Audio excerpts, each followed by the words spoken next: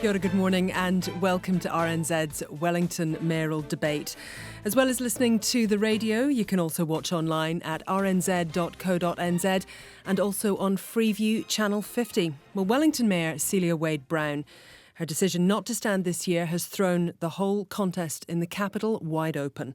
8 candidates are now vying to become mayor of the city that was once dubbed Dying by John Key. And with me in the studio is 4 of the leading candidates: the current Deputy Mayor, Justin Lester, councillors Joe Coughlan and Nicola Young, and also the current Mayor of Porirua, Nick Leggett. Thank you very much, all of you, for being here today. Good morning. Good morning, Susie. Morning. Good morning. Let's start with the place, Wellington. It's known as the coolest little capital by some people, but Justin, isn't Auckland better? I think it's pretty fair to say that Wellington's great. I mean, we're a real city with a soul. We've got a heart. When I was choosing with my wife where we'd come in and live, because we had the option, could we go to Auckland, could we go to Wellington? No, we decided Wellington because that's the place where we want to bring up our kids. What do you think, Joe? Isn't Auckland taking the crown? Oh, absolutely not. I think Wellington's got the best vibe. We know that young people are loving Wellington at the moment. There's just so many people wanting to come and study here. There are great jobs on offer in Wellington now. We've got 10,000 more jobs in the city than we did have. It's just, look, the place is looking beautiful. The environment's amazing. The access to nature and the town belt's incredible. There's just a wonderful arts and cultural life here, and, amazing cosmopolitan culture as well, with all of our cafes and things. And I think, no, Wellington's on a roll. It's great. OK, Nick, though, what about the dying city moniker? I mean, does that have a ring of unpalatable truth to it? Well, I think it focused Wellingtonians in a certain way to have the Prime Minister to make a statement like that. And of course, we know that Wellington isn't dying. And as has been mentioned, there's something special here. We're the arts and cultural capital. We've got a beautiful harbour and a very dense city. And those are things that actually attract people, not just from around the country, but around the world. And we've got to make more of that. But I think Wellington has slipped behind. If you look at our economic growth over the last few years, at our productivity, Wellington isn't doing as well as it should be. And the next mayor and the next council really have to grasp it and drive newer markets and a better discussion with government on unlocking key infrastructure. So, Nicola, what about that growth? I mean, is that a pretty significant part of this, that actually the growth in Wellington it needs to be moved on? Yeah, that's a really significant part, because we need the growing economy to fund some of the things that we want to do, and also to supply jobs for the graduates coming out of our really good tertiary institutions, and just to make the city, strong for the future so that we can keep all the residents. But part of the economic growth that I'm campaigning on is to freeze the rates at inflation, because we've got the economic growth is starting to take off, but Wellington's fast becoming unaffordable. Well, rising house prices being part of that unaffordability. And Justin, I mean, is it a good thing that prices are going up? It's not a good thing. I mean, we want Wellington's house prices and New Zealand's house prices to be sustainable for future generations, and that's why I've got really strong policy on housing. I'm the candidate that's been talking most about housing, and well before this was an anticipated housing crisis in New Zealand. I want rates rebates for first-time homeowners, for people who want to build a home, because what we know is we need to build and supply more houses in Wellington to keep those prices at affordable levels. But should they fall then? Should the prices fall? Does anyone think that? I don't think anybody wants house prices to fall, to be honest. I mean, certainly not the owners of the houses.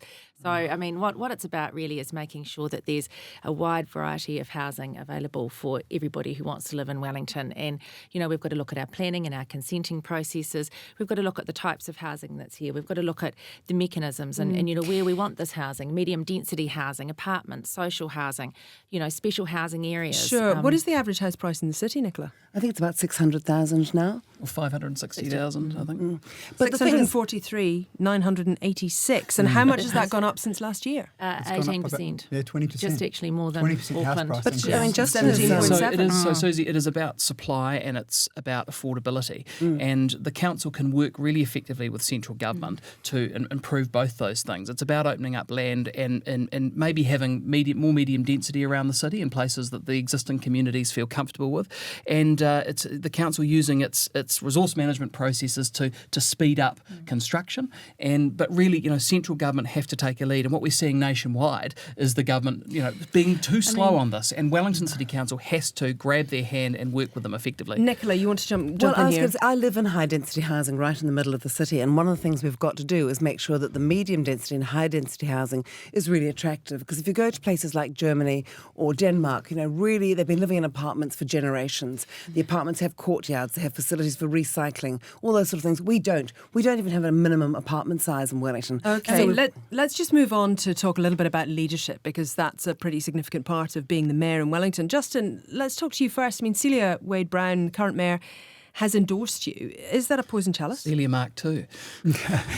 We're quite different people. Let's make that very clear. So I haven't been out there courting endorsements from anybody. What I want to do is seek the endorsement of Wellington voters, and that's the most important thing to me. Are you happy she endorsed you? Look, I'm happy to have support from everybody, and if Celia's going to vote for me, You're going to carry on her that's agenda? great. you didn't retweet it. What I'm No going to social focus media. on is how I would lead the council. I'm focused not on finding fault in the past, but about leading a positive council and a positive team working towards my let's vision for talk a little bit Wellington. more about that too, because there has been an awful lot of talk about the culture in the council being toxic. Now, two councillors who are sitting around the table here, as well as yourself. Joe, is it a toxic council? Well, actually, I don't think it is ultimately a toxic council. And interesting, this talk of toxicity seems to have crept in the last triennium. But look, there are challenges, and I think there have been frustrations with Celia at the helm. And there will, one thing is for sure, there will be a new mayor, and we all know that it's the mayoral leadership that counts at the end of the day in terms of leading the council. So, look, in terms of my committee, which has been the Economic Growth and Arts Committee, in fact, I've led that for 6 years. We've got a lot of things done. We've had real success. We've set up our tech hub. We've signed off our $150 million convention centre and film museum. Okay. We've got Destination Wellington going. We've funded a lot of additional arts and culture and sports Okay, so stuff where in does the this city. come from? Where does this talk come from, Nicola? Well, And how do you change it? So as a first-term councillor, I was really shocked at the culture, and I think it really started with the Island-based cycleway, which has been incredibly divisive. Yes. And it has turned councillor against councillor, even within, when they're both on the same political ticket or in the same ward. It has totally, I do believe it has toxified the whole of this triennium, and it won't be sorted until that cycleway is sorted. Okay, Nick, you're the outsider, if you like, here. You're not currently on the council. So what does that mean? How does that change your position in this? Well, I think that Wellington does need some new energy and some new leadership, and I have proven that in 6 years as Mayor of Porirua. We were quite a fractured council when I took over, and we have united around some good ideas for the city and hung every decision off a key sort of a strategy, harbour health, putting children first, those kind of things. I would see something really similar in Wellington. I mean, I think party politics are a lot to blame with this. I have a Labour Party background, but I am an independent. I've resigned from the party, and Justin's the Labour candidate. I think you have to have independence to be able to work with all sides. And, I think palace politics and party politics tend to tear up a council unnecessarily. When you walk into a room, you want to know that people have got an open mind, that they haven't just come in on a fixed idea. And if you listen to the staff members over the Island-based cycleway that Nicola's raised, the guy that was brought over from Australia, he said he'd seen better engagement in countries like Kazakhstan and Siberia than he had in Wellington. Yeah, I think- because Is there a danger, though, for you personally and your leadership as being seen as potentially doing a bit of a shadbolt, anywhere as long as I'm mayor? Well, that could be. I could certainly be opened up to that. But the point is, I've said that I'd done my time in Porirua, that I'd made the changes that I felt were necessary, and that I had seen an opportunity for some leadership in Wellington. And actually, as a passionate Wellingtonian, I've sat around a mayoral table for 6 years, and I've watched Wellington sort of not make any progress. If you look at economic development since 2010, Wellington's GDP has grown 19%, and the rest of the country have grown 24%. You didn't. We've slipped behind as a region. You didn't, though, in Porirua at the council there. You didn't go for the living wage, though, did you? Why was that? We've taken a very similar line to Wellington City, actually. Our lowest paid workers have gone from from the minimum wage to about $17.25 an hour. That was in just this year, so they're just having the benefit of that increase as we speak. So actually, Wellington are a couple of years ahead of us in this, but we have followed a similar suit. So actually, and Justin, why do you think that the living wage is an important thing for council employees? I think it's really important that people can spend time with their families. I implement the living wage in my own business as well, and what I've seen is... Is that true? Because I've heard an awful lot of people, we've heard from several people independently who've told us that that's not the case. That's probably only my mayoral candidate opponents, but no, it's We very heard true. them No, It's it's not- not actually. It's not. It's from people who work there. Oh, no, absolutely. So we So have they that don't work get the there. minimum, they do get Yes, we have a living wage. for All of them? For our full-time employees. But Yes, not your we part-time. do. What about your And part-time? and 90% of our workforce, so everybody will have a living wage But if there they've are been people there for more than for more than 6 months. But there are people who work for you in their first 6 months, or if they're part-time, they're not being paid the living wage. If they come in with no experience, we want to see a commitment from them that they'll be trained up and they'll be on the living wage. We were one of the first companies that embraced this 4 years ago, and we put our hand up and said, yes, I believe this is highly important. And so it's good for turnover, it's good for productivity, it's good for customer service. So we've seen reduced turnover and greater levels of customer service, and I'm really proud to do that. And I've driven this at council, and I've also driven it within my own business. And you know what? I encourage it because it means families can spend time together as well. OK, let's talk transport in that case as we sort of move on and look at some of the other issues around the capital.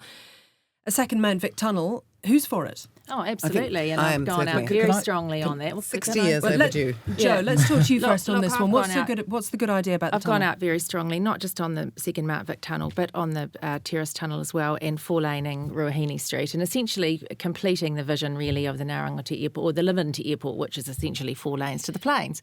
And I mean, the reason is that we need to build infrastructure to support a growing population in Wellington. And, you know, now is the time to get on and do this. We've had so many years of dithering about. And, you know, when I came onto council, actually at the end of 2009, we had in our long-term plan that we would be building the flyover. Construction was going to be starting in 2013, okay? And then we got a new mayor, and actually, you know, to be fair, Justin pretty anti the flyover and worked pretty hard to stop it. And that whatever you think about it, the reality is that now we are 5 years behind where we would have otherwise been. And it is time to address these issues. Let's talk a bit about the 4 lanes to the plains.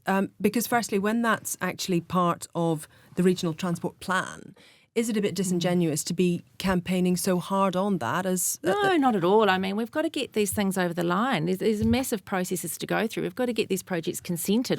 Someone's got to drive and lead these projects. These projects would have been happening sooner had we had a mayor who wanted them to happen. And they did in account. But it's the mayoral leadership that counts, and they were not going to happen under Celia, and because she didn't actually want them to happen. That's right. It's also not actually 4 lanes to the plains, though, is it? Well, actually, it's again. Well, it is. It's 4 lanes in Ruahine Street. It is 4 lanes. But 2 lanes to the plains.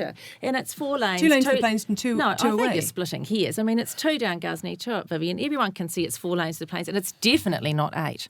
Okay. Susie, can I speak to that? Of course. Just because I think it's very important, and Joe is right. And actually, the basin flyover debate showed that actually, you do need a council really committed to local roading projects, even if they're on State Highway 1. As Mayor of Porirua, I was actually brought in as a spokesperson in favour of the basin flyover because no Wellington politician would front. The council's own transport policy puts roading at the bottom of the hierarchy. That has to change. Now, it's not about tar sealing everything. I actually want there to be State Highway 1 from the Terrace Tunnel to the airport to be completed because we need to get bus rapid transit working really, really effectively and efficiently in the city. It's not just about cars, it's about all modes of transport. So on the flyover as well, in that case, you'd build that? Well, it's about an option. It's about a new option at the flyover. Like the flyover was an ugly option, but it was what we had. But it's what we had. And Susie, this is about an economic superhighway from the airport north up into the Manawatu. It's not about one project versus another. The next council can't afford to let these projects get picked off by the anti-road mob. But the flyover is in my ward, and I know how upset the local people were. It was a very unsatisfactory kind of Stalinist type design. Is that kind of a NIMBYism, though? I mean, we hear that a lot about Auckland, but I think it's about we say Wellington's a beautiful city, and bridges and flyovers can be beautiful. So I think probably there's always an element of NIMBYism. But I looked at that. It was a bridge. It was not. It could have been a lot better. We could have been really aspirational with the design, and I think NZTA has done. All right, just quickly. So we've had a commitment from one candidate saying they want to now build the flyover. Let's. No, nobody said that, Justin. Let's be very clear. The flyover failed for one good reason. I didn't say that. Central government, NZTA, took the flyover project to a board of inquiry, which is a government-appointed entity, and it failed. What I'd said all along and put an amendment up to council was for a cut and cover tunnel, just like the Aris tunnel. Because remember, the same people who wanted the flyover also wanted to put the highway straight through the middle of Pukeahu, the National War Memorial Park. And I thought, that would have been a terrible outcome for Well, Wellington. listen, But you let's- can't the cut and point cover is under here the Basin that- Reserve. look, It's These marshland three have made and no the progress, angles are Susie. too That's big. the upshot. Susie, That's Susie, the on the upshot. council No, when you it was- would, to be fair. These two have made no progress. if we can just talk about something else though as well, the island-based cycleway was mentioned a little bit earlier on too. Nicola, if you get to be mayor, will you rip it up? I've said I'll listen to the residents, and if the majority of the residents want it put back, then it should be put back. It should never have gone in. I did a notice of motion as soon as I was elected to council, backed by local councillor Paul Eagle, to stop the Island Bay Cycleway for a whole range of reasons that were all absolutely made sense. And I said we need a master plan for the whole city, not just kind of a bit here and a bit there. And that was passed, and then Justin drove, and Andy Foster drove through a thing to prioritise the Island Bay Cycleway, So you'd keep even it though come it what wasn't may. part of the master plan. Justin, you'd keep it come what may. What I've done is engage with the local community. So I went out there and fronted up and said, look, what would you want? And I sat down with residents and with cyclists and said, it's important that you two come together and let's work on a design that Island Bay can be proud of. So I brought that to the Is table. that what you've got? Yeah, that's what we've got After currently. voting So for it why 9 why is times. it so many Nine people? times. Nine Nine times. times. Susie, he voted for it 9 times. He did that after Okay. $2 million investment what was we've slapped got- He's into the hated an community. Island Bay. So what we've got now is a community working together with cyclists. And yes, I'm in favour of good cycling infrastructure and safe infrastructure across the city because that's what every There's modern never city been an is doing. accident So in Island Susie, Bay. If we can just get an answer on this though, Justin, would you keep it? So I've said I've committed to the community working with cyclists, and they will come up with a design that they are proud of. And Is I that a will- yes or a no? I'm 'Cause I'm committed. not sure. That's a Justin I'm- response. I'm It's a committed Bob each way. to ensuring what they say goes ahead. So you'd say you might rip it up? Well, it depends what the community wants to do. I can't preempt their decision. Okay, Joe, what would you do? Well, I voted against the Island Bay Cycleway as well as Nicola, mainly because it was always going to be fully ratepayer funded. It was never going to receive any government funding because it was not a commuter cycleway. It was a cycleway actually To nowhere. And I'm totally for cycleways. I think they're great, but when you've got $36 million or so of government funding to spend on them in a topographically challenged city, I think it's really important that the money gets spent and gives us the best bang for its buck. So that's why I've been very keen and went to see the Minister earlier in the year, basically to see if we could get a window of opportunity to repurpose some of that money from some of the more piecemeal projects So would you take it up or would you leave to it? the city iconic harbour cycleway. Is it going to be an terms of anomaly Island Bay, that you're going to get this you know, Island Bay? No, I think the thing is I voted against it. I thought it was not the right thing to do. If the community want it ripped up, then we'll rip it up. But, I mean, what a waste of time and energy and money. And I think we've got to be very careful it to make ruined sure Australian that and doesn't made the council happen. toxic. It doesn't Susie, I happen think somewhere what's got to else. happen here is we've got to take something positive from the Island Bay experience. And that's why I've announced a policy called Community Futures that actually puts communities in the driving seat of their own planning. And that allows them to put a 10-year plan together and have the council fund projects that they come up with. Because what we've seen in Island Bay is this top-down, heavy-handed approach from the council. We have to reverse that. We've talked an awful lot you about couldn't. roads. Let's talk a little bit about the airport and the runway extension, Yeah, which is another absolutely. fairly big transport plan here. Is Wellington a big enough city, Nick, to be an air hub? Yes, it is. We're the second largest population hub in the country. If you think about the Wellington region and the Lower North Island, what we know is that previously our markets were distant and far away. Now technology has improved some of that, but actually we need better connectivity. And Wellington has to stand up. Wellington actually has to stand up and say we're not going to just sit idly by and let other parts of the country do better than us. We have to investigate and look for funding to expand the Wellington Airport. Now there are lots of hoops to jump through. I mean, Justin and I are the most strongly in favour of this, and we both said it. There's a resource consent, there's a funding model. I wouldn't support the council funding more than its shareholding in the airport company towards the runway extension. The government has to come on board as well. But Wellington has to lift its head up higher. Okay, Nicola, what is your view of this? Is this something that Wellington should go for? No, I think it's going to be a white elephant, an incredibly expensive white elephant. And, incentivising airlines to come to Wellington, that's about the most expensive game in the world. Christchurch did it with Air Asia X. They gave them millions to go to Christchurch. It lasted 9 months. I think we'd be much better to look at other ways of getting people to come to Wellington. But the airport extension is just going to be a massively expensive white elephant. How do we cap the cost of the runway extension, though, should it go ahead? Is that something that should be at a dollar figure for council, or should it be a proportion? Well, I think whatever council puts into it, we have to make sure that is reflected in our ownership of the airport. And at the moment, we've said that we'll set aside $90 million for the extension. So, we need to make sure our shareholding reflects that. Look, the point is, though, we've been trying for years to get a long-haul flight out of Wellington. It's taken 5 years to do that. And on the 21st of September, there will be one coming. That's great for Wellington's connectivity. The airport have tried 6 times to extend the runway over a number of years. And every single time there's been massive pushback and it's been really, really hard. But look at the airport now, forgetting about the runway, they're investing $300 million out there in a new hotel and massive expansion. It's great. Justin, I need to come to you on this one. Is this going to be something that will end up being expensive for passengers too? Is it going to be ramped up in terms of cost for parking and that kind of thing, landing charges? Is this going to hit Wellingtonians in the pocket?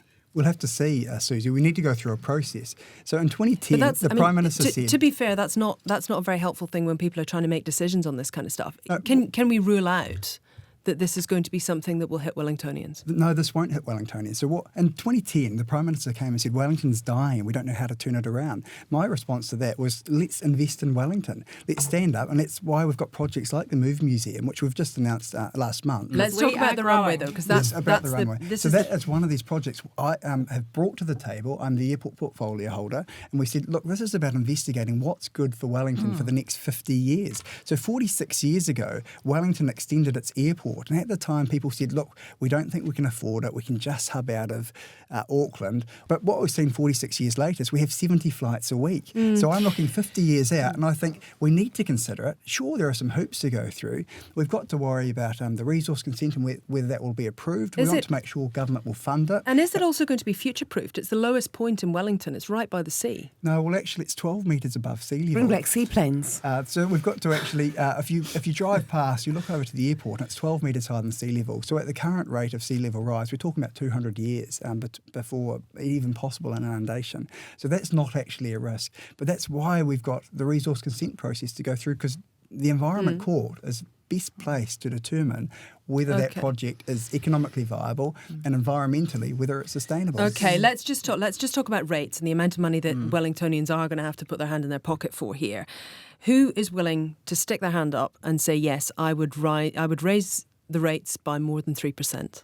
Well, we've already all agreed to that in our long-term plan, is that actually. Is that where it stops? No, I know, but so actually, Joe, the interesting you've been thing about quoted the previously, rates, though, as saying 5.5%. That's what you voted for last time, wasn't it? We all voted for that. So, okay. I mean, so we just have to be Would you like to match about that it. again, though, Joe? No, what we have voted for as a council is a 3.9 average rates increase over 10 years. That is what it is. That is some the people, facts. it's 9% this year.